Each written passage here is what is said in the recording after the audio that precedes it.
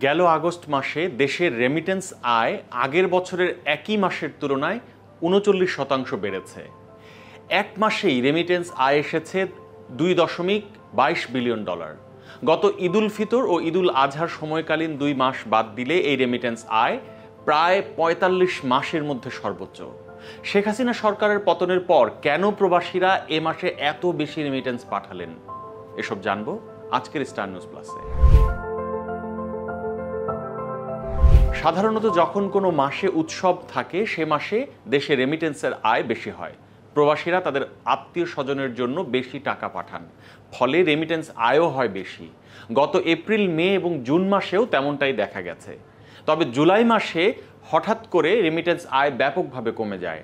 সে মাসে 10 মাসের মধ্যে সর্বনিম্ন প্রবাসী আয় আসে মূলত দুটি কারণে। একটি হলো দেশের ছাত্র জনতার আন্দোলনের উপর নির্মম হামলার প্রতিবাদে প্রবাসীরা একটি ক্যাম্পেইন শুরু করেন যে তারা দেশে রেমিটেন্স পাঠাবেন না। যতদিন শেখ হাসিনা ক্ষমতায় থাকবেন অন্তত ততদিন তারা রেমিটেন্স পাঠাবেন না, এটাই তাদের প্রতিবাদ। অনেকেই এই আন্দোলনের সাথে একাত্মতা জানিয়ে সেই মাসে রেমিটেন্স পাঠাননি। জুলাই মাসে রেমিটেন্স কমার দ্বিতীয় আরেকটি কারণ হলো ইন্টারনেট শাটডাউন। সে মাসে অন্তত 10 দিন ইন্টারনেট বন্ধ ছিল। একই সঙ্গে ব্যাংকও বন্ধ ছিল প্রায় 5 দিন।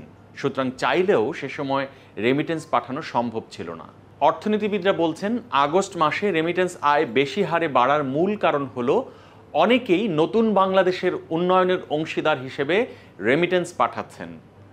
যেহেতু সরকারের প্রতি প্রবাসীদের আস্থা বেড়েছে এবং তারা মনে করছেন যে এই সরকার প্রবাসীদের কল্যাণে পদক্ষেপ নেবে, অন্তত দূতাবাসগুলোতে এবং এয়ারপোর্টে প্রবাসীদের কল্যাণে মনোযোগী হবেন সরকার, তাই তারা দেশ গঠনে বেশি রেমিটেন্স পাঠাচ্ছেন।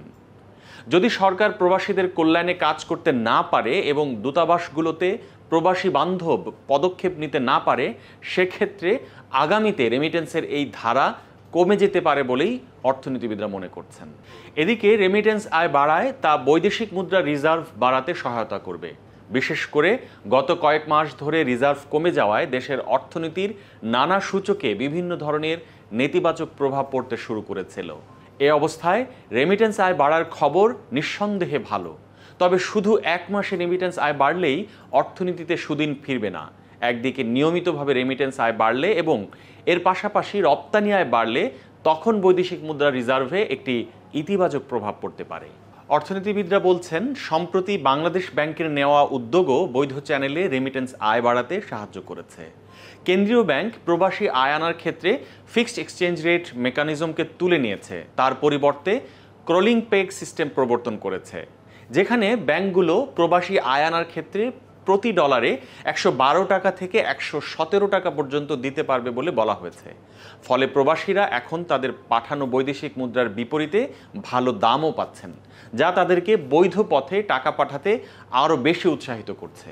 ডেইলি স্টারের আপডেটেড নিউজ এবং ভিডিও পেতে আমাদের ইউটিউব চ্যানেলটি সাবস্ক্রাইব করুন, ফেসবুকে লাইক দিন, কমেন্ট করুন, শেয়ার করুন। সুস্থ থাকুন, ডেইলি স্টারের সঙ্গেই থাকুন।